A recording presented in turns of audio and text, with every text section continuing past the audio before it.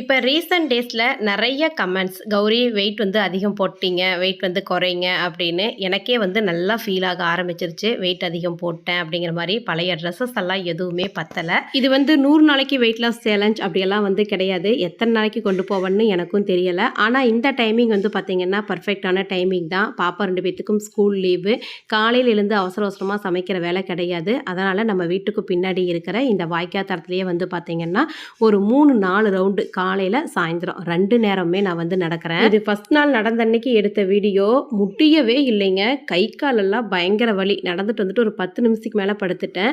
சாப்பாடு வந்து பார்த்திங்கன்னா இந்த சின்ன கப்பில் ஒரு கப்பு தான் எடுத்துக்கிறேன். பொரியல் வந்து எந்த அளவுக்கு வேணுமோ கொஞ்சம் அதிகமாகவே எடுத்துக்கிறேன். ஆனால் சாப்பாடு இவ்வளோ தான், லிமிட்டடு தான். ஃபஸ்ட்டு ஸ்டார்ட் பண்ணும் பொழுது கஷ்டமாக தான் இருந்தது. ஒரு வாரம் கஷ்டப்பட்டு காலையில் சாயந்தரம் 2 நேரம் வாக்கிங் நடந்து ஃபுட் கண்ட்ரோல் இருந்ததில் 1.5 கிலோ வெயிட் லாஸ் பண்ணிட்டேன். ரிசல்ட் வந்ததுக்கப்புறம் தான் வீடியோ போடணும்னு நினச்சேன். ரிசல்ட்டும் வந்துருச்சு.